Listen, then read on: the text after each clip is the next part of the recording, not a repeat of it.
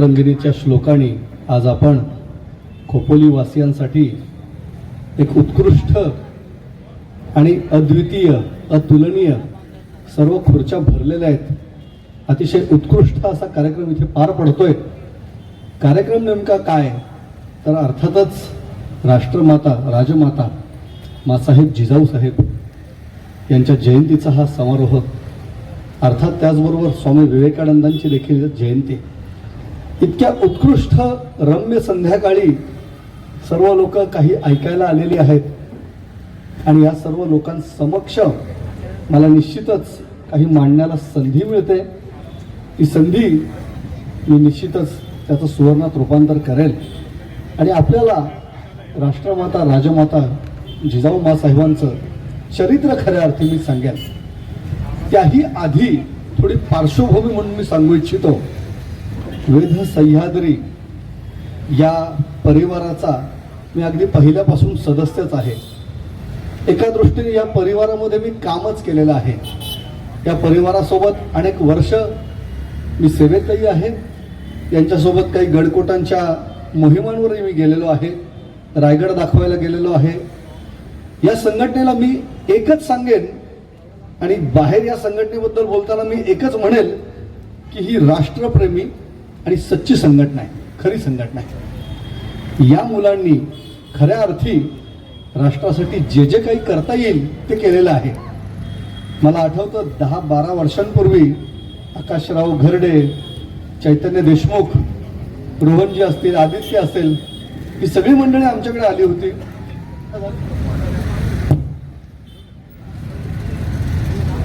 Hello, ही सर्व मंडळी आमच्याकडे आलेली होती आणि एक शाखा निर्माण करायची की ती खूप चांगलं काम करू शकेल आणि समाजाचा त्याच्यामध्ये विधायकच भाग असेल. आणि त्यानंतर हा वेध सह्याद्रीचा परिवार फोफावत गेला. खूप बहुसंख्येने इथं महिला देखील बसल्यात, सर्व मंडळी बसलेत. या सगळ्या परिवाराला मी हात जोडून नमन करतो. हृदयाच्या तळेपातळीपासून या राष्ट्रप्रेमी संघटनेचे मी आभार मानतो की त्यांनी मला ही संधी उपलब्ध करून दिली. आज जिजाऊ मासाहेब यांचं चरित्र आपण समजावून घेत असताना मला सर्वप्रथम सांगावं वाटतं, आपल्याला निश्चितच स्वराज्य दिसतं, शिवाजीराजे दिसतात. अत्यंत प्रतिकूल परिस्थितीमध्ये हे स्वराज्य उभं झालेलं दिसतं. पण हे कुणामुळे खऱ्या अर्थी उभं झालं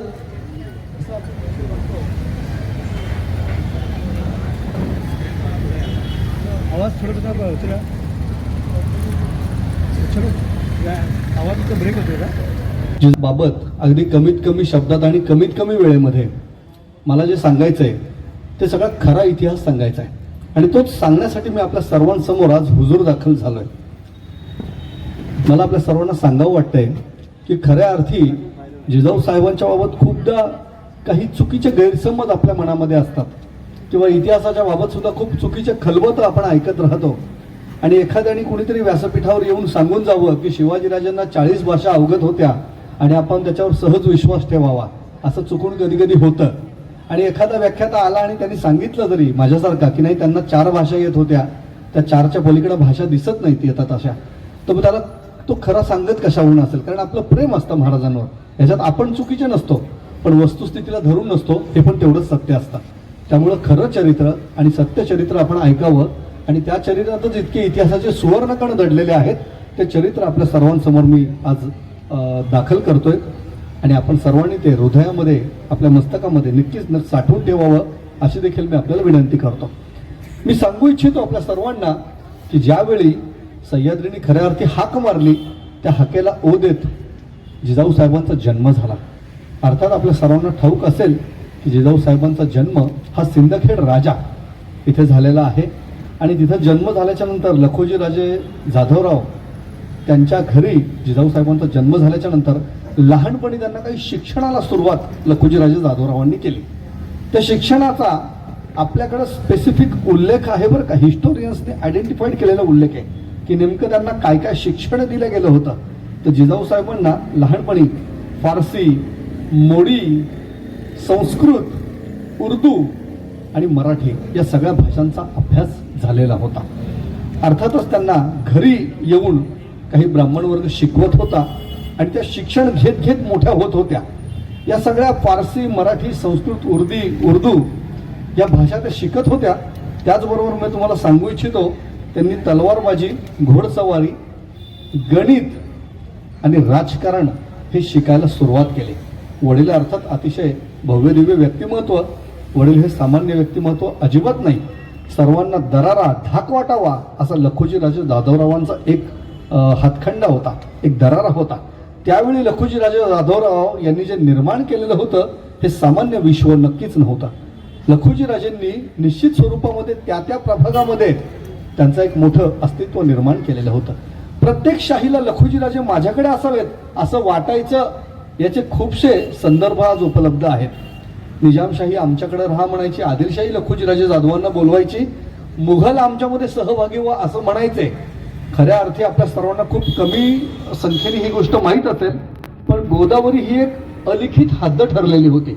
आणि या गोदावरी नदीच्या पैलतीरी आज देखील मी त्या प्रभागामध्ये, त्या विभागामध्ये प्रवास केल्यानंतर माझ्या लक्षात येतं की आईला तीरावरची लोक, म्हणजे गोदावरीच्या दक्षिणेची लोक आजही असं म्हणतात की मोगलाईतली मुलगी केली. मग मोगलाई म्हणजे काय? हे काय, या नदीच्या पलीकडे मोगलाई आहे. ती मोगलाई का हे कुठेही कागदपत्रात आम्हाला मिळालं नाही, पण वस्तुस्थितीला मी धरून तुम्हाला इतिहास सांगतो की गोदावरी ही एक हद्द मुकर्रर झालेली होती की गोदावरीच्या उत्तरेला असतील ते मुघल असतील आणि गोदावरीच्या दक्षिणेला असतील ते निजामशाह, आदिलशाह वगैरे वगैरे असतील. या सगळ्यांमध्ये जिजाऊ साहेबांचा जन्म झाला आणि लखुजीराजे जाधवरावांच्या कन्या म्हणून सर्व प्रकारचं शिक्षण त्यांना मिळायला सुरुवात झाली.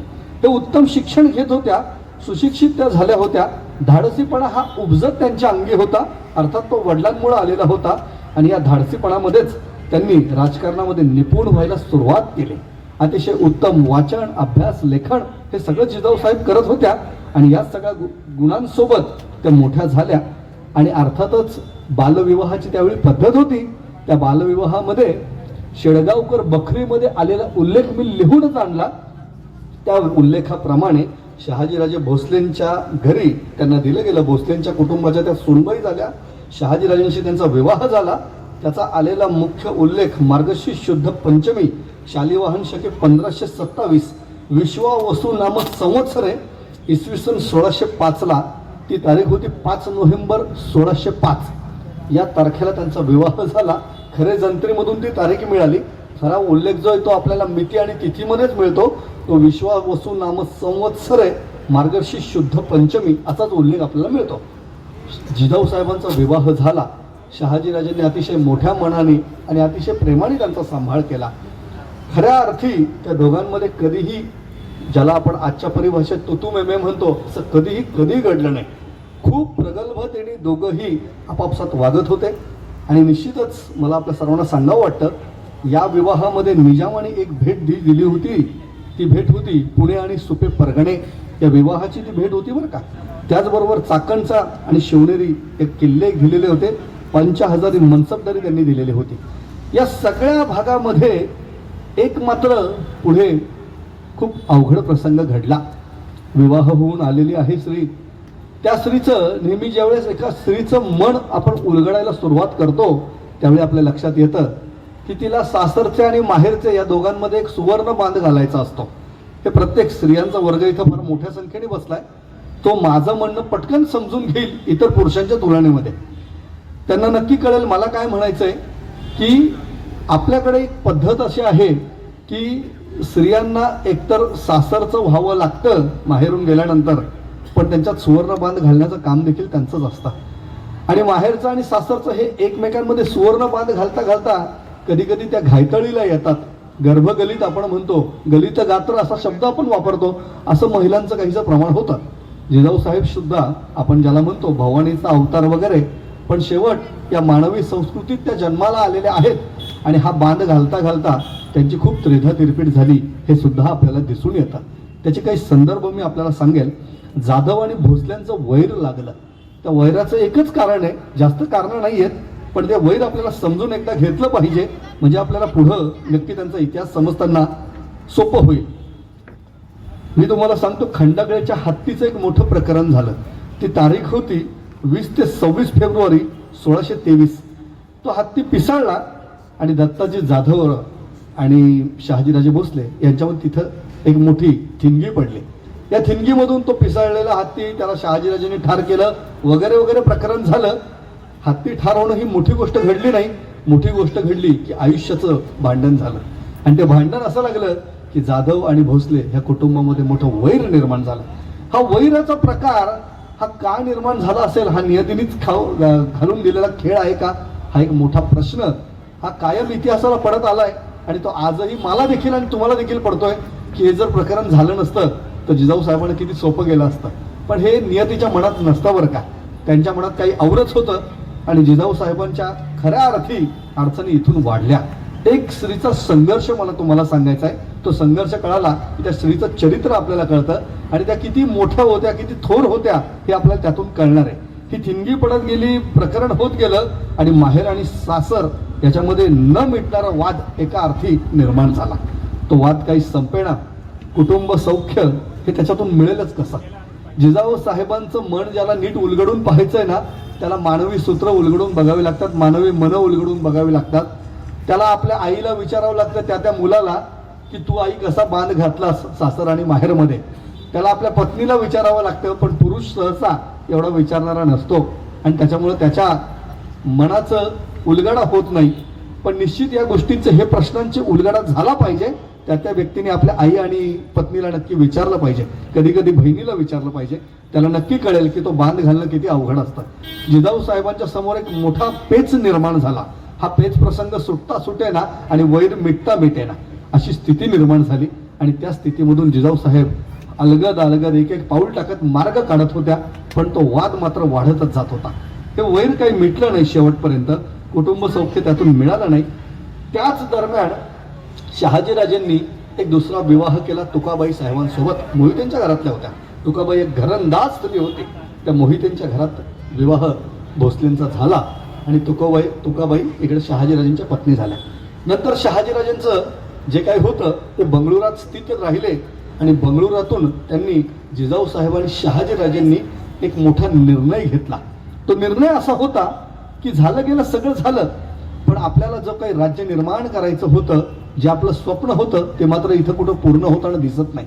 काय करावं, काय निर्णय घ्यावा. आणि मग त्यातनं एक मोठा निर्णय एका क्षणात घेतला गेला. त्या निर्णयाची पार्श्वभूमी खूप काही मोठी आहे, पण त्या निर्णयामधून सर्वात मोठा जो त्याग करायचा होता, सर्व सुख, अधिक सुख जी सोडायची होती ती फक्त आणि फक्त जिजाऊ साहेबांना सोडायची होती बरं का. आणि त्याच्यातून जिजाऊ साहेबांनी निर्णय घेतला आणि तो निर्णय असा होता की बंगळुरू स्थित असताना इकडे चला आणि सह्याद्रीमध्ये शिवाजीराजाला मोठा करा. वास्तविक पाहता मी तुम्हाला सांगू इच्छितो, जन्म इथंच झालाय शिवाजीराजांचा, पण लहान असताना बंगळुरूला जावं लागलं कारण शहाजीराजे तिकडे होते. आणि शिवाजीराजे आणि जिजाऊ साहेब बालशिवबा घेऊन जिजाऊ साहेब बंगळूर स्थित गेल्या. जन्म शिवाजीराजांचा शिवनेरीला झालाय. आपल्या सर्वांना माहिती आहे विजय सिद्धोजी विश्वासराव हे शिवनेरीचे किल्लेदार होते. शहाजीराजांचे उत्तम सहकारी होते. विश्वासाचा माणूस होता असा विश्वासराव किताबाई त्या घराण्याकडे आहे. आणि त्याचबरोबर शहाजीराजे आणि जिजाऊ साहेब यांचं पहिलं अपत्य, त्याचं नाव संभाजी होतं.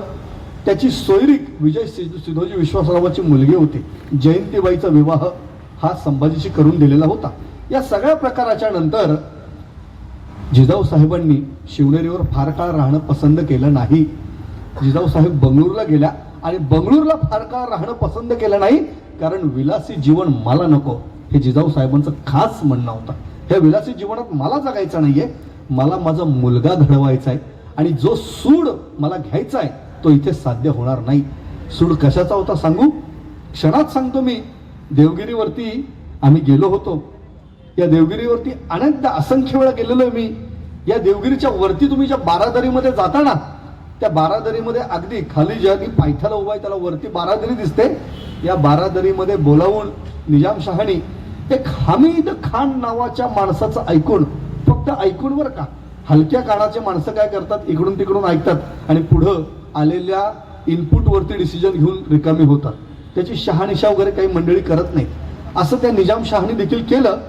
आणि अहमद निजामशहानी हमीद खानाचं ऐकून अगदी संतापाच्या भरामध्ये जिजाऊ साहेबांचे वडील लखुजीराजे जाधवराव, जिजाऊ साहेबांचे बंधू, 3 बंधू आणि यशवंतराव नावाचा एक बाचा त्या सर्वांना तिथे त्या दरबारामध्ये कत्ले आम केला, मारून टाकलं सर्वांना, एकालाही जिवंत सोडलं नाही. तो भर दरबार असा रक्तरंजित झालेला इतिहास आहे तो.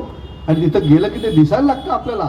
तुम्हाला जरी मी तिथे घेऊन गेलो तर क्षणात मी तुम्हाला दाखवेल की कुठं काय घडलं, तो निजामशाह कुठे बसायचा आणि त्याचा दरबार कुठे भरायचा, मनसबदार कुठे उभे असायचे, सगळा प्रसंग काय होता. आणि त्या प्रसंगाच्या नंतर आपल्याला कळायला लागतं की तिथं तो रक्तलांछित जो इतिहास झाला तो जिजाऊ साहेबांच्या वडिलांच्या, बंधूंच्या, भाच्याच्या रक्ताने तो रक्तलांछित झाला. या सगळ्या प्रकाराच्या नंतर त्यावेळी शिवाजीराजे जिजाऊ साहेबांच्या उदरात होते. ती चीड जिजाऊ साहेबांच्या मनामध्ये होती, तो सूड त्यांना घ्यायचा होता आणि म्हणून त्यांचं मन बंगलोर स्थित काही लागेना. त्यांनी शहाजीराजेंना एका क्षणात सांगितलं की आता हा निवास इकडे पुरे, शिवाजीराजेंना शिवबाला मी घडवते आणि इथे तो घडणार नाही हे निश्चित.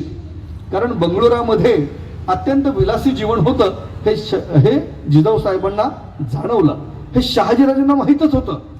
पण इथे शिवाजीराजा घडू शकत नाही हे त्यांनी सांगितलं आणि क्षणात निर्णय घेऊन त्या इकडे आल्या. सह्याद्रीत आल्या, खेडेबाऱ्याला आल्या, नंतर काही काळ पुण्यात राहिल्या. पुण्यात मुरार जगदेव आणि गाढवाच्या नांगराने भूमी नांगरली होती.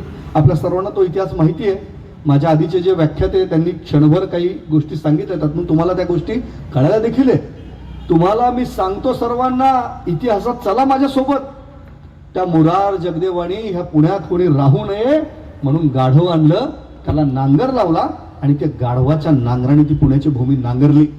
तिथं एक शिलालेख लावला, तिथे एक पहार ठोकली, त्याला एक सडलेली चप्पल लावली आणि इथं जो आपली शेतीवाडी करेल, जो कोणी राहील त्याचा निर्वंश होईल.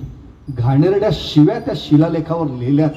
त्या शिव्या मी इथं बोलू शकत नाही, किंबहुना कधीच माझ्या मुखात त्या येऊ शकत नाही. त्या कागदावर आहेत शिव्या. आता तर शिलालेख प्रसिद्ध आहेत. इतक्या घाणेरड्या शिव्या शिलालेखामध्ये येतात. त्या शिव्यांचा एक मोठा 400 वर्ष जुना इतिहास आपल्याला तिथे दिसून येतो. आणि इतक्या विचित्र परिस्थितीमध्ये जिजाऊ साहेब आल्यात आणि आता पुण्यात राहायला सुरू करूयात. पुण्यात राहता येईल, पण प्रजा कुठे आहे, लोक कुठे आहेत, लोक सगळी परागंदा झाली आहेत, निघून गेली आहेत. अशा परिस्थितीमध्ये जिजाऊ साहेबांनी विश्वास दिला लोकांना. सर्वात पहिल्यांदा रिकाम्या पोटाला धर्म नसतो, रिकाम्या पोटाला पहिला घास द्यायचा असतो, हे जाणून जिजाऊ साहेबांनी पंक्तावळ्या सुरू केल्या. मी तुम्हाला सांगू इच्छितो माझ्या मित्रांनो, माझ्या बंधू भगिनींनो, हे नीट लक्षात घ्या. सर्वात पहिल्यांदा जिजाऊ साहेबांनी बैल दिलेले आहेत लोकांना, नांगर दिलेले आहेत लोकांना, काही पेरण्यासाठी थोडे पैसे दिलेत लोकांना, धनधान्य दिले लोकांना आणि याच्यामधून रयत उभी झाली. अगदी कागदोपत्री सांगतो, शिवाजीराजे 33% कर घेत होते, 33%. आज क्षणभर एक थोडा गमतीचा संवाद म्हणून मी सांगू इच्छितो आपल्याला की अनेकदा आपण म्हणतो रामराज्य यावं, शिवराज्य यावं, यावंच. ही दोनच राज्यांची संकल्पना आहे, तिसऱ्या राज्याचं कोणी नाव घेत नाही. रामराज्य यावं आणि शिवराज्य यावं अशा दोनच राज्यांची आपण अपेक्षा करतो. पण आज शेतकऱ्यांनी 100 पोते पिकवले तर अर्ध पोतं सुद्धा कोणी सरकार नेत नाही. शिवाजीराजे 33% कर घेत होते आणि लोक त्यांना 100 पोते पिकले की 33 पोते आणून देत होते. हा सुद्धा महत्वाचा भाग लक्षात घ्या. कारण राज्य तसं केलं, प्रशासन तसं लावलं, उत्तम गुणवत्तेने राज्य केलं. आणि जिजाऊ साहेबांनी, शिवबाराजे लहान होते, बाळ होते, 6 वर्षांचे होते शिवबाराजे त्यावेळेची. अजून एक घटना तुम्हाला सांगून ठेवतो, माहीत असावी म्हणून. ज्यावेळी शिवाजीराजे 6 वर्षांचे असताना ती पुण्याची भूमी सोन्याच्या नांगराने नांगरतायत ना, त्यावेळी हार्वर्ड युनिव्हर्सिटीची स्थापना आहे 1636. तिकडे हार्वर्ड युनिव्हर्सिटीमध्ये बिझनेस अँड ॲडमिनिस्ट्रेशनचा कोर्स शिकवला जातोय बरं का. बघा काही मंडळी आपल्या किती पुढे होती त्यावेळी, ते सुद्धा आपण अभ्यास केला पाहिजे. तौलनिक अभ्यास फार इतिहासामध्ये महत्वाचा असतो. आणि या सगळ्या प्रकारामधून जिजाऊ साहेबांनी लोकांना आश्वस्त केलं, बोलवलं, मग वसाहती झाल्या, पुणे सजलं, वाढलं. आणि या सगळ्या प्रकाराच्या नंतर मी तुम्हाला सांगू इच्छितो, जिजाऊ साहेबांनी निश्चित स्वरूपामध्ये अतिशय उत्कृष्ट पद्धतीने लोकांना शिकवलं, लोकांना सांगितलं की इथे राहा, शेतीवाडी करा. आणि उत्कृष्ट पद्धतीने लोक मार्गी लागली, पोटास लावलं सर्वांना. आणि त्याच्यामुळे शिवाजीराजेंचा 1674ला 6 जूनला जेव्हा राज्याभिषेक झाला, त्या राज्याभिषेकामध्ये शिवाजीराजेंच्या राज्याचं पहिलं तत्व होतं सर्वांस पोटास लावणे आहे. ती शिकवण त्यांना जिजाऊ साहेबांनी दिलेली होती, त्यावेळी दिलेली होती की जर तुम्ही लोकांना पोटास लावलं तरच लोक तुमचा आदर करतील, तर लोक तुमची होतील. लोकांना फक्त पैसे नको आहेत आणि लोकांना फक्त तत्व सुद्धा नको आहेत. त्यांना मायेची ऊब सुद्धा हवी आहे. म्हणून उत्तम प्रशासन करा. शिवाजीराजांनी 1674ला मराठी राज्य आपलं स्वराज्य निर्माण झालं, पण 6 जून 1674चा त्यांच्या राज्याचा पहिला जाहीरनामा हा आहे, सर्वांस पोटास लावणे आहे. प्रत्येक हाताला रोजगार दिला पाहिजे, हे त्यांचं पहिलं तत्व आहे. हे आपण कोणीही विसरता कामा नये.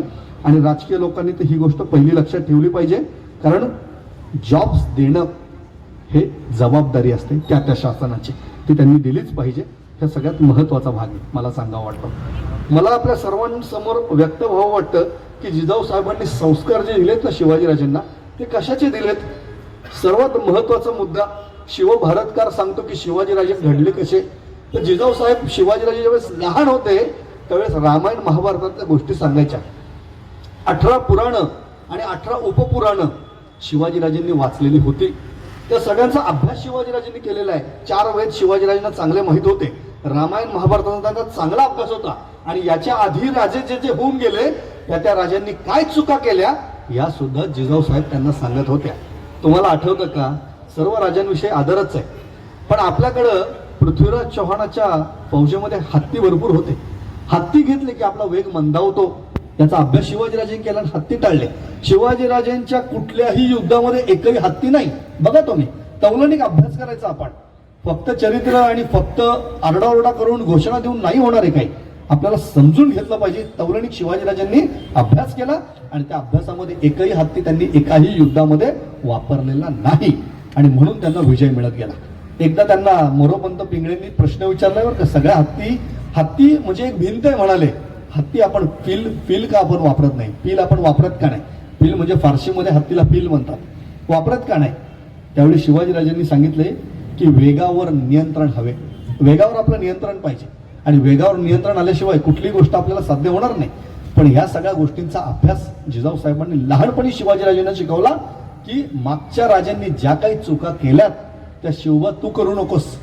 तुला तुझं राज्य निर्माण करायचं आहे तर उत्कृष्ट पद्धतीने ते राज्य चालवता आलं पाहिजे. शिवाजीराजांना जर शिक्षण दिलं ना, तर शिक्षणामध्ये अर्थात जी काही गणिती शिक्षण आहे, आकडेमोड आहे, संस्कृत आहे, फारसी आहे, मराठी भाषा तर आपली होतीच, पण या मोडी लिपी सहित जिजाऊ साहेबांनी धर्म शिक्षण शिवाजीराजांना दिलंय, हे कुणीही विसरता कामा नये. अलीकडच्या काळामध्ये खूप काही गोष्टी अशा निर्माण झाल्यात की काही लोक म्हणतात रामच नव्हता, काही लोक म्हणतात धर्मच खोटा आहे, अनेक गोष्टी आहेत अशा. आपल्याला काही कुणाचे आपण विरुद्ध नाही, आपण फक्त शिवाजी महाराजांची माणसं आहोत. पण वस्तुस्थिती कधी सोडायची नाही. धर्मशिक्षण शिवाजीराजांना जिजाऊ साहेबांनी दिलेलं होतं, याचा आपण अभ्यास ठेवला पाहिजे. शिवाजीराजे लहान असताना त्यांना तलवारबाजी, घोडसवारी, धनुर्विद्या आणि दांडपट्ट्यामध्ये त्यांनी पारंगत केलं. जाणीवपूर्वक जिजाऊ साहेबांनी अनेकदा शिवाजीराजांना त्या नदींमध्ये पोहायला, त्या ठिकाणी खेळायला सोडलेलं आहे. मला एक चांगला उल्लेख आठवतो. दादोजी कोंडदेव हे त्यावेळी म्हणतायत की शिवबा जंगलात गेलाय, वनात गेलाय, आलेला नाही, बराच काळ झाला. ते म्हणतायत की ज्यावेळी ढोपरं फुटतील त्यावेळी आपल्याला राज्य कसं करायचं हे शिवबाला कळेल. हे संवाद आहेत बरं का. आणि या संवादातून आपल्याला कळतं की मुलं संघर्षातून निर्माण होतात. अलीकडच्या काळात आपल्याला काय शिकायचं सांगू. मी फक्त कधी इतिहास सांगत नाही, आपल्या सर्वांसमोर व्यक्त होताना आजच्या वर्तमानाशी मला त्याची सांगड नेहमी घालायची आहे. आणि त्या वर्तमानाची सांगड मी काय घालणार हे समजून घ्या. आज आपण आपल्या मुलांना घडवतो, सर्वच आयांचा सन्मान आहे, त्यांच्यामुळेच ती मुलं घडतायत. पुरुष हा पूर्ण वेळ मुलाला देऊ शकत नाही, त्याला त्याचं काही नोकरी आहे, व्यवसाय, उद्योग आहे. आयाच मुलांना घडवतात. या आयांना नतमस्तक मी कायम होतो. पण एक मुद्दा त्याच्या पलीकडं असाही आहे की अनेकदा मुलांना आपण घडवत असताना, अरे तू किल्ला दिवाळीला बनवू नको बनवूस का, तर ते मातीत हात घालतो, बॅक्टेरिया लागतात, अरे कपडे खराब होतात, वगैरे वगैरे वगैरे. आमच्या इथे एक मोठी सोसायटी, खूप मोठी सोसायटी अशी, त्याच्यात किल्ले दगडच नाही, मुलांना दगडच नाही, मातीच नाही कुठं, तर चकचकाट अगदी. त्या मुलांनी कसे बनवायचे हो दुर्ग, दिवाळीला काय बनवायचं त्या मुलांनी, मोठे प्रश्न निर्माण झालेत.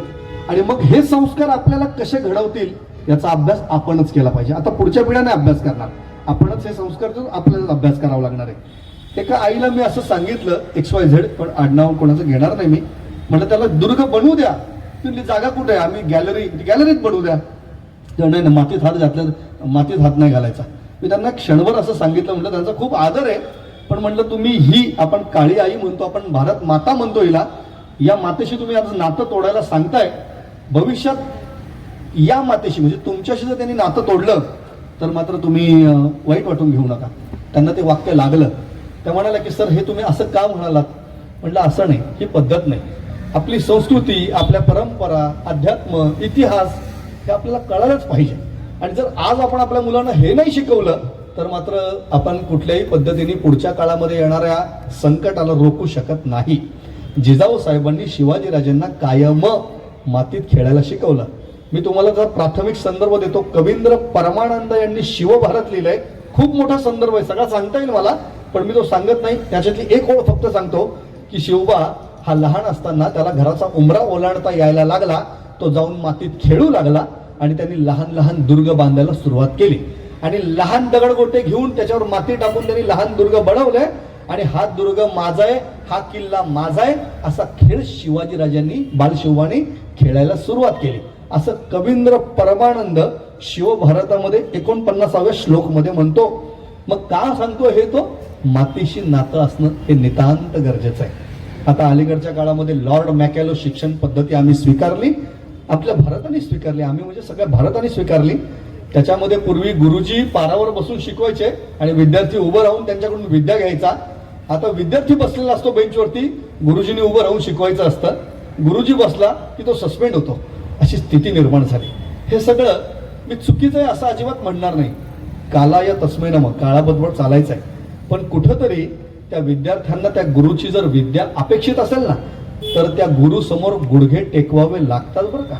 भारत मातेला रोज गुडघे टेकून मला यश दे असं जर म्हणायचंय ना तर ह्या कपाळाच्या मधला भाग, भोयांच्या मधला भाग भारत मातेला या जमिनीला टेकून तिला यश मागायचं असतं बरं का. त्याशिवाय यश मिळत नसतं. आणि या सगळ्या गोष्टी संस्काराचा भाग आहे. ह्या जिजाऊ साहेबांनी शिवाजीराजांना शिकवल्या. एक अतिशय महत्वाचा भाग मला तुम्हाला सांगा वाटतो. दादाजी नरसप्रभू देशपांडे नावाचा बालशिवबाचा एक बालमित्र होता. लहान होते वयाने, 14व्या वर्षाचा तो मुलगा आहे. आणि या दादाजी नरसप्रभू देशपांडेला आदिलशहाने त्याचं घर जाळलं. का जाळलं? तू त्या शिवाजीच्या बरोबर रायरेश्वराला जाऊन शपथ घेतलीस. का घेतली शपथ? तुझं घर जाळून टाकलं, जमीन त्याची जप्त केली. त्यावेळी जिजाऊ साहेबांच्या समोर हा प्रसंग आला तर त्यांनी शिवबा राजांना आयुष्यातला पहिला न्यायनिवाडा बाबाजी बिन भिकाजी गुजरचा सांगितला जातो, पण त्याच्या आधीचा पहिला न्यायनिवाडा शिवाजीराजांनी जो केलाय तो हा केलाय की मासाहेब आता करायचं काय? त्या म्हणाला आता निर्णय तुम्ही घ्यायचा, आता तुम्ही सांगा काय करणार. त्यावेळी बालशिवबाणी त्याच्या डोक्यात काय येईल तो 14 वर्षाचं लहान मूल आहे तसं ते, पण त्यांनी विचार केला की त्यांना आपल्याकडे बोलूयात का? जिजाऊ साहेब म्हणले उत्तम. अजून त्यांना एखादा वाडा देऊयात का? अतिशय उत्तम. अजून? मग शिवराजे थोडे थांबले. मग जिजाऊ साहेबांनी उल्लेख आहे बरं का, ऐतिहासिक उल्लेख आहेत कागदपत्रामध्ये. जिजाऊ साहेब म्हणतायत की त्यांना थोडी जमीन द्या, त्यांना राहायला वाडा द्या आणि त्यांना सन्मानाने राहता येईल असं तुम्ही त्यांचं जीवन करून द्या, कारण त्यांनी स्वराज्याची शपथ तुमच्या सोबत खाल्ली आहे, तुमच्या भरोशावर खाल्ली आहे. अलीकडच्या काळामध्ये अनेकदा नेत्यांचं ऐकून काही तरुण मुलं, दुर्दैवाने हे बोलावं लागतंय, पण इतिहास त्याचसाठी असतो, इतिहास काही वेगळा नसतो. कुठल्याही पक्षाचा मी माणूस नाही, मला काही कोणाचं वावडं नाही आणि कोणाचाही मी जवळचाही माणूस नाही, पण वस्तुस्थिती सांगतोय. एखादा नेता अगदी प्रसंगाला मुलांना वाऱ्यावर सोडून देतो, त्याच्याकडूनच त्यांनीच सांगितलेल्यामुळे एखादी घटना घडत असते आणि तो मुलगा एखाद्या तुरुंगात गेल्यानंतर नेत्या वारावर सोडून देतो. त्या मुलाच्या कुटुंबाची काय स्थिती असते ना पुढं, ही त्याच्या कुटुंबियांनाच माहिती असते. पण शिवबा राजेंनी असं केलं नाही, कारण जिजाऊ साहेबांचे संस्कार होते. आयुष्यातला पहिला न्यायनिवाडा त्यांनी जो केलाय तो दादाजी नरसप्रभू देशपांडेला वाडा दिला, राहतं घर दिलं, पैसे दिले, जमीन दिली, लावून दिली की तू माझ्या भरोश्यावर स्वराज्याची शपथ खाल्ली, आपण सर्वांनी एकत्रित आलो, रायरेश्वराला शपथ खाल्ली, स्वराज्य निर्माण करायचं, तुला मी वाऱ्यावर सोडत नाही. मी तुम्हाला एक खूप सुंदर पत्र आहे बरं का, ते पत्र बाजीप्रभू देशपांडेचं आहे. बाजीप्रभू जेव्हा गेले त्याच्या काहीच दिवस आधीचं पत्र आहे. बाजीप्रभू त्याच्या कुटुंबियांना असं म्हणतायत की शिवबा कसा आहे माहितीये का, शिवबा राजा असा आहे की त्याच्यासाठी एखादा जीव खर्ची पडला त्याच्या कुटुंबियांस तो वाऱ्यावर सोडित नाही. हे पत्रातली मूळ वाक्य आहेत बरं का. शिवबा राजा त्याच्यासाठी कुणी पडला तर त्याच्या कुटुंबियांना कधीही वाऱ्यावर सोडित नाही, उघड्यावर पडून देत नाही. इतकी जाणीव राज्यकर्त्याला असणं म्हणजे शिवचरित्राचा अभ्यास असणं. शिवचरित्र जो कोणी वाचेल त्याच्या जीवनाचं सोनं होईल. मी कायम सांगतो कुणाचंही वाचा, पण शिवचरित्र वाचा. माझंही आहे, पण मी काय ते पुस्तकं घेऊन विकायला आणत नाही कुठे. पण वस्तुस्थितीला मी घेऊन सांगतो तुम्हाला, प्रत्येकाने जीवनात शिवचरित्र वाचा, त्याचा तुम्हाला नक्की फायदा होईल. मी तुम्हाला एक गोष्ट अजून सांगतो बरं का. अलीकडच्या काळात वर्तमानपत्र आपण उघडलं, टीव्हीचे चॅनल चालू केले किंवा व्हॉट्सअप फेसबुक काही चालू केलं तर अनेक महिलांच्या छेडछाडीच्या घटना दिसतात, व्यभिचाराच्या घटना दिसतात आणि बलात्कारांच्या घटना दिसतात. या सगळ्या इतक्या विक्षिप्त आणि विचित्र चाललाय, क्षणभर असं वाटतं आपण मोगलाईत आहोत का. आणि आपल्याकडचे एक म्हणे बघा, काय मोगलाई लागून गेली आहे काय, कुणी कोणाकडे येईल मारेल, काय मोगलाई आहे का. असं खरंच आपण मोगलाईत जगतोय का आज. क्षणभर मनाला असं वाटतं जर अशा घटना वाचल्यानंतर खरंच मोगलाई आहे. मी तुम्हाला एक उदाहरण सांगतो बरं का. जिजाऊ साहेबांनी शिवाजीराजेंना वय वर्ष 15.5 आहे, माझ्याकडे कागदोपत्री आहे बरं का, 16 मे ही तारीख आहे त्या पत्राची. शिवकालीन पत्रसार संग्रह खंड 1, 2, 3 असे आहेत. त्यातल्या पहिल्या खंडामध्ये ते प्रसिद्ध झालेलं पत्र आहे. त्या पत्रात मी तुम्हाला सांगू इच्छितो, सरळ लिहिलेलं आहे, त्या पत्रातला उल्लेखच आहे की शिवबाराजेंनी काय केलंय माहितीये, एक मोठा न्यायनिवाडा केलाय. त्याच्यामध्ये बाबाजी बिन भिकाजी गुजरला शिवाजीराजेंनी थेट त्याचे हात आणि पाय कापण्याची शिक्षा दिली आहे, चौरंग केलाय त्याचा. आणि ह्या प्रकरणानंतर शिवबाराजेंना तह हयात पुढची 50 वर्षांचं आयुष्य एकूण महाराजांना मिळालंय. त्या प्रसंगानंतर 35.5 वर्षांचं आयुष्य शिवाजीराजांना मिळालंय. परत एकदा सुद्धा असा न्यायनिवाडा करायची गरज पडलेली नाही. याचं कारण काय, कारण आयुष्याचा पहिला म्हणजे दुसरा जो न्यायनिवाडा आहे, आयुष्याच्या सुरुवातीला केलेला जो न्यायनिवाडा आहे, त्याच्यात एखाद्या स्त्रीशी बदअंमल केली आणि काय होतं तर हात आणि पाय शिवबाराजेच्या राज्यात कापले जातात. इतकं स्त्रियांप्रती उदार दृष्टिकोन तुमचा असायला हवा. आणि तो जर दृष्टिकोन असेल तरच या स्वराज्यात राहायचं, नाही तर इथं राहायचं नाही, असं शिवबाराजेंनी समाजाला त्यावेळी संदेश दिला, संकेत दिला. आणि त्या दिवसाच्या नंतर शिवबाराजेंनी कधीही मागे वळून पाहिलं नाही. कायम अशी जर घटना घडली तर काय होणार आहे हे लोकांना कळलेलं होतं. शिवबाराजेंच्या राज्यामध्ये 1680 3 एप्रिलपर्यंत दुसरं पत्र आम्हाला कधीही असं सापडलं नाही. 2810 पत्र प्रकाशित आहेत शिवबाराजेंच्या संबंधीची, पण दुसरं प्रकरण असं समोर आलं नाही की त्या प्रकरणामध्ये पुन्हा काही न्यायनिवाडा द्यायला लागला. का नाही आला समोर, याचं कारणच मुळात समजून घ्या की याच्यामधून शिवाजीराजांनी एक संदेश दिला की हे तुळजाभवानीचं राज्य आहे, हे स्वराज्य आहे, हे मराठी गुणीजनांचं राज्य आहे. आणि इथं जर कोणी वात्रटपणा केला, व्यभिचार केला, बलात्कार केला, स्त्रियांशी वाईट वर्तन केलं तर त्याला शिक्षा फक्त आणि फक्त 2 हात आणि 2 पाय कलम करायचीच असेल. कुणाची मध्यस्थी चालणार नाही, कधीही चालणार नाही, वशिलेबाजी चालणार नाही. गुणवत्ता हेच धोरण हे शिवबाराजेंनी केलं. आणि यांच्यावर संस्कार कुणी केले होते, 15.5व्या वर्षी जिजाऊ साहेबांनी स्वतः सदरेवर बसून शिवबाराजेंना तिथं मार्गदर्शन केलं की याला शिक्षा काय द्या. कारण बालशिवबा होते ते, त्यांची कारकीर्द खऱ्या अर्थी 18-20व्या वर्षी सुरू होते. पण बालशिवबाला स्त्रियांच्या प्रती कसं वागलं पाहिजे याचं उत्कृष्ट मार्गदर्शन करणाऱ्या जिजाऊ साहेब होत्या. म्हणून शिवाजीराजेंच्या भर आयुष्यामध्ये चारित्र्याच्या बाबत कुठलीच घटना दुसरी वाईट सांगता येत नाही. मी तुम्हाला एक गंमत म्हणून फक्त सांगतो, एक क्षणभर सांगतो. हा मूळ आजच्या व्याख्यानाचा विषय नाही, पण सर्वांना माहीत असावं.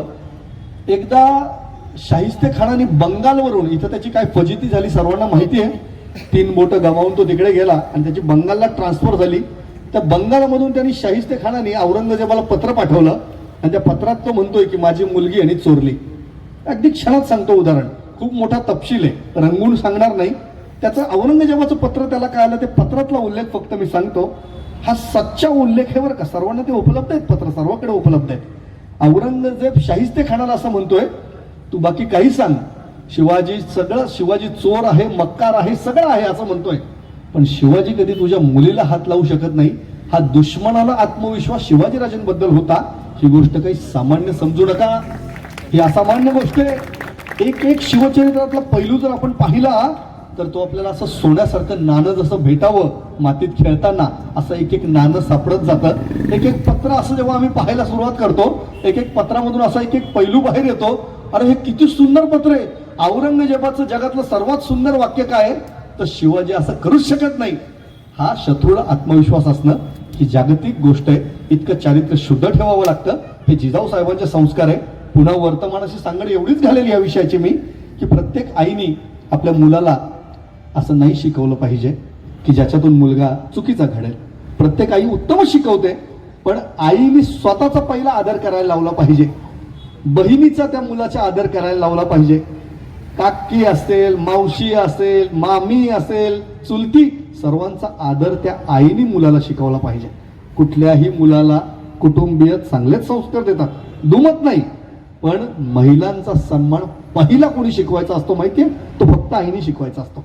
तो पत्नीने नसतो शिकवायचा माझा सन्मान कर. तो आपाप करतो मोठा झाल्यानंतर, लग्न झाल्यावर पत्नीचा सुद्धा सन्मान, तो बहिणीचा सुद्धा सन्मान करतो, तो समाजातल्या सगळ्या स्त्रियांचा सन्मान करतो. पण आईने पहिलं बाळकडू जे पाजायचं असतं ना, ते स्वतः असं पाजायचं असतं की महिलांचा सन्मान करायला शिक बाळ. अजूनही ती दुरी मिटत नाही. अजूनही स्टॅटिस्टिक आम्ही चेक करतो, प्राध्यापकी जीवनात आम्ही वावरतो, मुलांच्या क्विज घेतो. महिलांचं प्रमाण मुलांच्या तुलनेत किती घसरलंय तुम्हाला खरं वाटणार नाही. 80 आणि 100 हे प्रमाण आता अलीकडे झालंय. माहितीये तुम्हाला? 100 पुरुषांच्या मागे 80च मुली जन्माला येतात. हे माहितीये? खूप अवघड आहे हे. फक्त आम्ही MPSCला प्रश्न काय असावेत म्हणून शिकवतो, पण हे विचित्रच प्रश्न आहेत, प्रश्नच चुकीचे आहेत हे. इतकं ते मनाला अवहेलना वाटते या सगळ्या समाजाची. आणि अजूनही स्त्री भ्रूण हत्या कुठेही थांबलेली नाही आहेत, हे सुद्धा तुम्ही लक्षात घ्या. शिवाजीराजेंना 6 मुली होत्या. 6 मुलींचं त्यांनी अतिशय उत्कृष्ट केलं आणि मुलींचा सल्ला सुद्धा ते घेत होते. हे आपल्याला काही कागदपत्रांमध्ये दिसून येतं. ह्या सगळ्या गोष्टी, स्त्रियांना कसा संस्कार दिला पाहिजे, स्त्रियांना कसा सन्मान दिला पाहिजे, हे आपल्याला शिवचरित्र शिकवतं आणि हे आपण आपल्या मुलांना नक्की शिकवलं पाहिजे. मी तुम्हाला सांगेल, जिजाऊ साहेबांचं एक मोठं कॉन्ट्रीब्युशन काय माहितीये का? मला माझ्या जीवनामध्ये जिजाऊ साहेबांचं सर्वात प्रभावी वाक्य काय आवडलं ते मी सांगतो तुम्हाला. अलीकडच्या काळाशी पुन्हा मी त्याची सांगड घालणारच आहे. पण जेव्हा शिवाजीराजे निघाले, तपशील सांगत नाही, इतिहास तुम्हाला सर्वांना माहिती आहे, पण जेव्हा शिवाजीराजे अफजल खानाला मारायला निघाले त्यावेळी 91 कलमी बकरीमधलं वाक्य आहे, सुंदर वाक्य, तुम्हाला सर्वांना आवडेल ऐकायला, की एक आई आपल्या मुलाला काय सांगते, म्हणजे प्राथमिक संदर्भातलं वाक्य सांगतोय, काल्पनिक जगातलं नाही सांगत आहे मी. एक आई आपल्या मुलाला काय म्हणते माहितीये का? शिवबा जाणे, शब्द एवढेच आहेत बरं का, शिवबा जाणे. आता शिवाजीराजे निघालेच आहेत, त्याला मारायलाच चाललेत. कुणी दुसरा माणूस वापरलेला नाहीये, शिवाजीराजेंनी स्वतःच चाललेत. 1 to 1 कॉम्बट आहे, एकाच एक युद्ध आहे. शिवाजीराजेंनी संपूर्ण अंगाला सील केलेलं आहे, हातात वागणत घातले, शिवाजीराजे निघालेत. तर एखाद्या आईचे शब्द काय असावेत? मुलगा एवढा मोठा पराक्रम करायला चाललाय, मुलाचं काय होईल माहित नाहीये. अफजल खान महाकपटी आहे. या अफजल खानाने शहाजीराजेंची धिंड काढली होती, हातात रुमाल बांधून विजापूरच्या चौकामध्ये शहाजीराजेंना फिरवलं होतं. शहाजीराजेंची धिंड या अफजल खानाने काढली आहे. आणि कडकगिरीच्या लढाईमध्ये संभाजीराजे, ज्याला शिवाजीराजेंचा थोरला भाऊ आपण म्हणतो, याला कडकगिरीच्या लढाईत अफजल खानाने एकाला गोळा घालायला लावला आणि तो गोळा जंबुऱ्यातून त्याला लागला आणि संभाजीराजा पडला.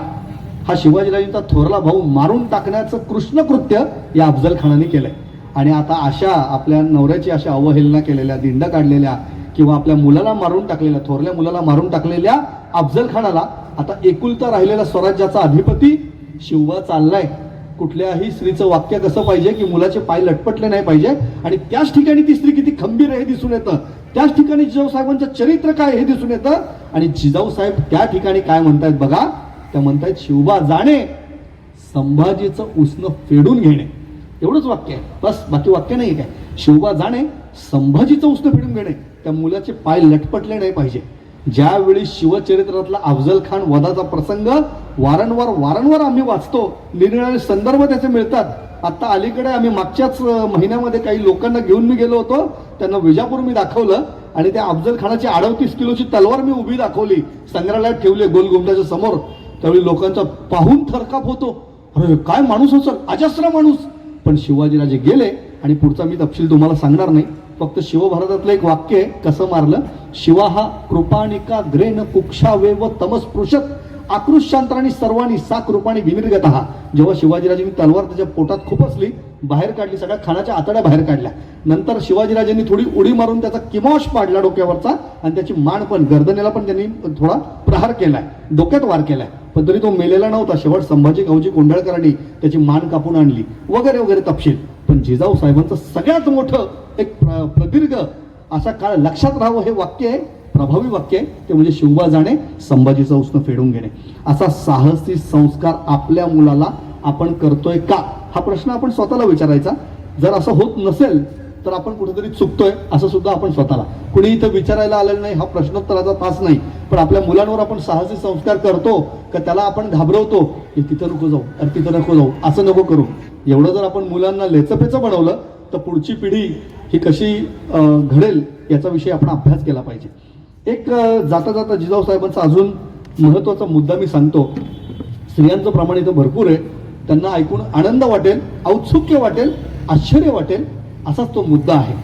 ज्यावेळी शिवाजीराजे आग्र्याला गेले, शिवचरित्र म्हणजे ठाई ठाई संकटांनीच भरलंय बरं का, आणि आग्र्याला शिवाजीराजे कैदेत पडले. 4.25 महिन्यांची कैद आहे. या 4.25 महिन्यांच्या कैदेत शिवाजीराजे असताना ज्यावेळी जिजाऊसाहेब इथे बसल्यात या राजगडला, त्यावेळी आता आपलं काही खरं नाही. प्रत्येक माणूस जो येणार तो नकारात्मकच बोलतोय. औरंगजेबाच्या तावडीमधून त्याचा बाप सुटला नाही, शहाजहानला त्यांनी मारून टाकलंय. औरंगजेबाच्या तावडीमधून त्याचा मोठा थोरला बंधू सुटला नाही, दारा शुकोचं त्यांनी मुंडकं मारलंय. किती विचित्र पद्धतीने मारलंय हे जर तुम्हाला हकीकत सांगायला गेलो ना, तुम्ही हळहळ ऐकवणार नाही तुम्हाला, इतकं विचित्र. त्याचं मुंडकं मागवलं, तबकात मागवलं, त्याला तोंड धुवून आण. मेलेल्या मुंडक्याचं फक्त हा कळत नाहीये, नाकाडोळ्यातून कानातून रक्त आलेलं होतं, तर हा माणूस माझा भाऊच का कळत नाही म्हणाला दारा शुको, त्याचं तोंड धुवून आणा म्हणाला. काही लोक गेली, ते तोंड चोडून त्याला धुवून आणलं परत तबकामध्ये. तो म्हणाला कट्यार आणा, क्षमादान जवळ करा, आणि त्याच्या हातातल्या कट्यारीने त्याचे डोळे फोडले त्यांनी परत भावाचे. विचित्र विचित्र अगदी. अशा औरंगजेबाच्या तावडीत शिवाजीराजे गेले. या औरंगजेबाने स्वतःची 2 मुलं मोहम्मद अकबर आणि मोहम्मद सुलतान यांना मारून टाकले. बघा शत्रू पण बघा काय, बापाला, भावाला, मुलांना मारून टाकणाऱ्या शत्रूच्या तावडीत आता शिवाजीराजे सापडले. आणि आता अशा शिवाजीराजे तिथं सापडलेले असताना आई म्हणून त्या जिजाऊ साहेबांचं काय मत असेल? जो व्यक्ती येतोय भेटायला तो नकारात्मकच बोलतोय. शिवबाराजे सुटणं अवघड आहे. 4.25 महिने शिवाजीराजे तिकडे आहेत, आता कसले सुटतायत? सगळ्यांना असं वाटायला लागलं आता नाही येणार, महाराज साहेब संपला, आता शिवबाराजांचं इथं शेवट झाला असं वाटायला लागलं. पण त्यावेळी जिजाऊ साहेबांच्या समोर एक मोठा प्रश्न निर्माण झाला, पेच निर्माण झाला की रांगणा किल्ला हा शत्रूच्या हातात आहे, आता करायचं काय? आणि रांगणा आता आपण घेतला पाहिजे. मी तुमच्या सर्वांना सांगू इच्छितो, महिलांनी ते हृदय उघडं ठेवून ऐकावं आणि हे जड अंतकरणाने कायम आयुष्यभर तहहयात साठवावं. जिजाऊ साहेबांनी हातामध्ये तलवार, कमरेला कट्यार, पाठीला ढाल, घोड्यावर बसून राजगडाहून निघाल्या.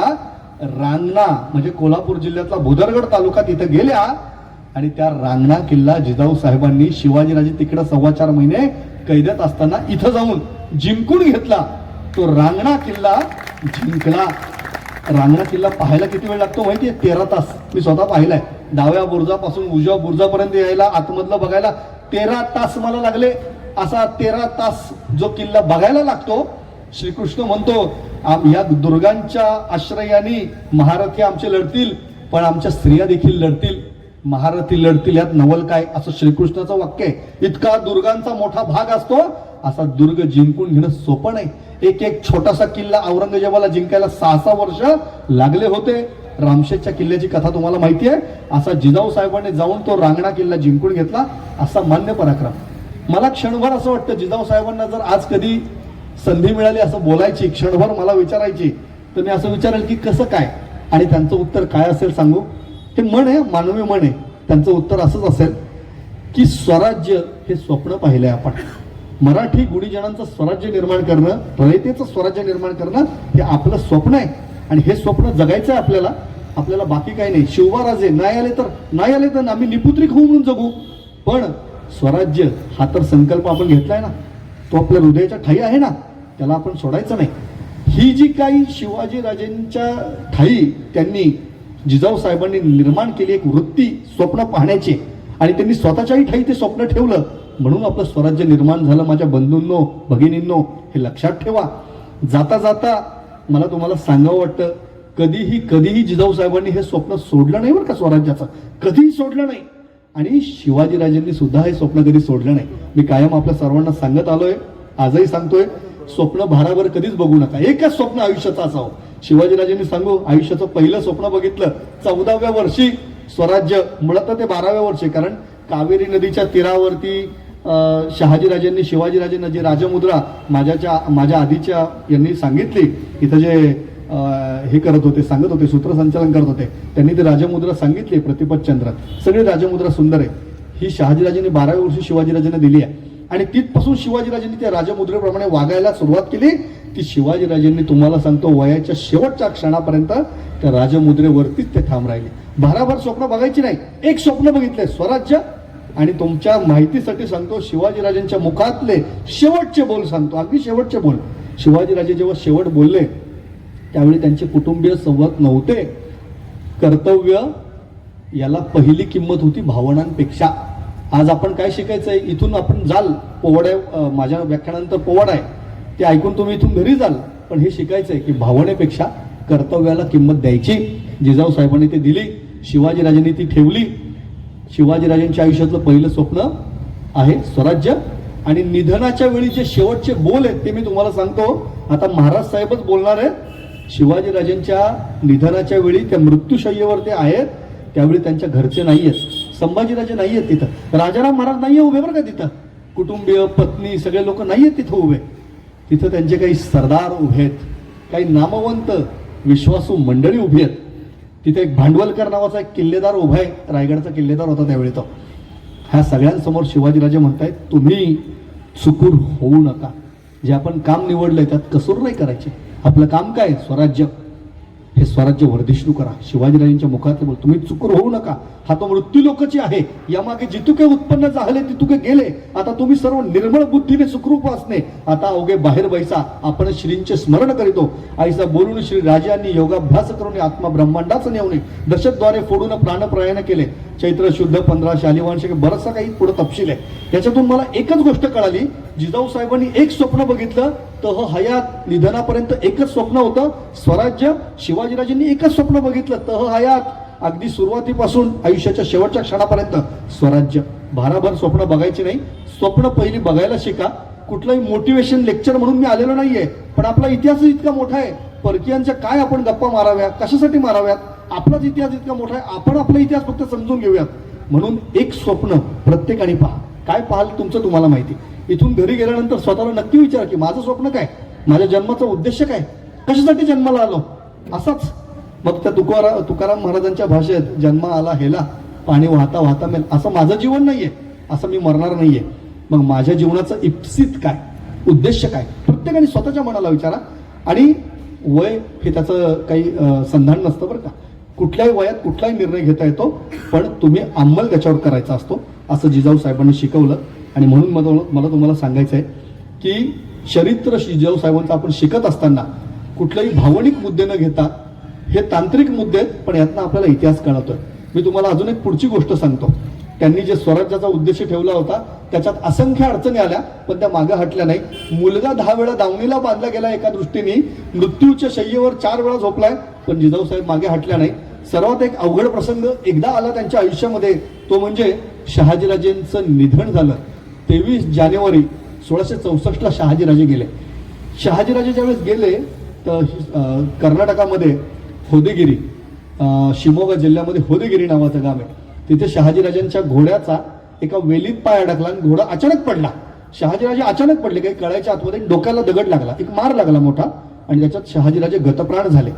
हा सगळा प्रसंग जिजाऊ साहेबांना येऊन काही मंडळींनी सांगितला, असं असं झालं, शहाजीराजांचं निधन झालं.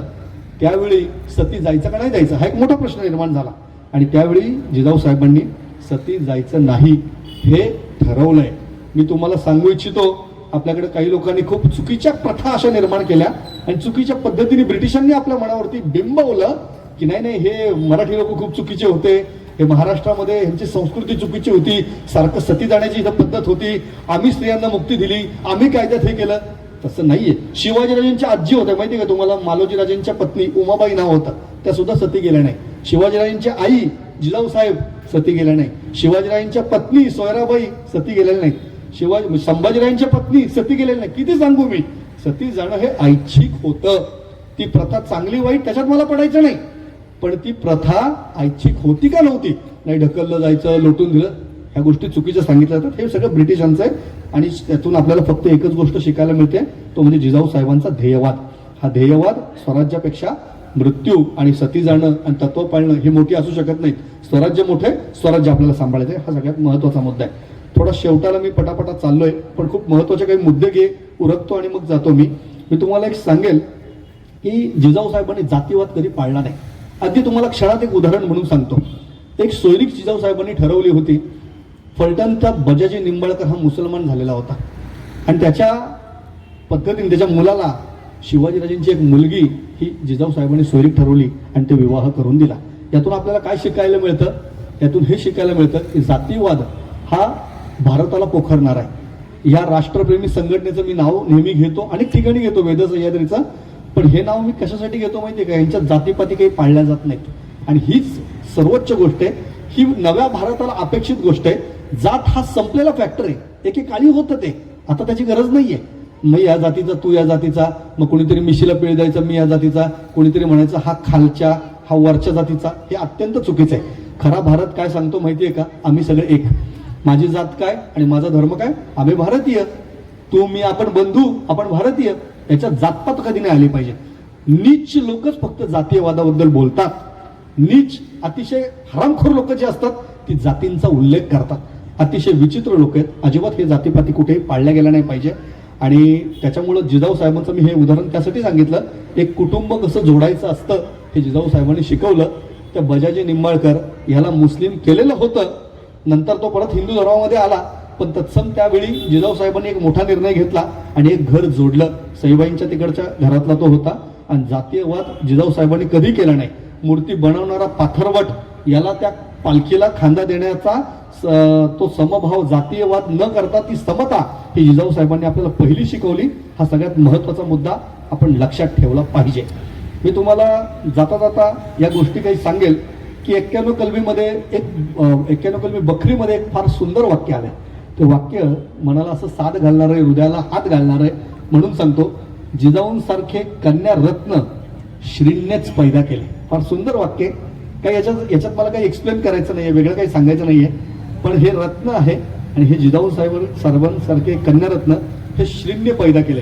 त्यांना त्यांच्या हयातीत तुळजाभवानीचा हे रूप आहेत असं मानायला लोकांनी सुरुवात केली होती, कारण त्यांचं जीवन चरित्र तसं होतं. आपल्याला राधा माधव विलास चंपू हा जो काही गद्यपद्य मिश्रित एक काव्य आहे ते जयराम पंडित नावाच्या एका कवीने बंगळूर स्थित तिकडे मुक्कामी लिहिलं. त्याच्यामध्ये अतिशय सुंदर वर्णन त्यांनी केलंय. 96 ते 99 अशा श्लोकांमध्ये ते वर्णन आलंय.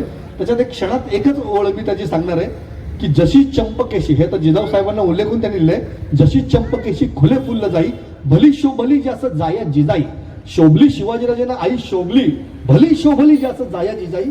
जिच्या कीर्तीचा चंबू, जिच्या कीर्तीची ओळख आहे जम्बूद्वीपाला. जम्बूद्वीप म्हणजे संस्कृत साहित्यामध्ये भारताला जम्बूद्वीप असं म्हटलं जातं बरं का. जिच्या कीर्तीचा चंबू जम्बूद्वीपाला करी सावली माऊलीची मुलं. आयुष्यभर शिवाजीराजांना सावली केली जिजाऊ साहेबांनी असं त्याच्यात म्हणलेलं आहे. मी तुम्हाला एवढंच सांगेल की शिवाजीराजांनी शेवट जिजाऊ साहेबांसाठी रायगडची हवा सोसवेणा म्हणून पाचाडला एक महाल बांधून घेतला. सगळ्यांनी पाहिलं असेल, रायगड ज्यांनी बघितलं त्यांनी पाचाड गाव बघितलंय. त्या पाचाड गावामध्ये प्रत्येक स्त्रीला काय हवं असतं सांगा तुम्ही मला? प्रत्येक स्त्रीला माहेर पण हवं असतं.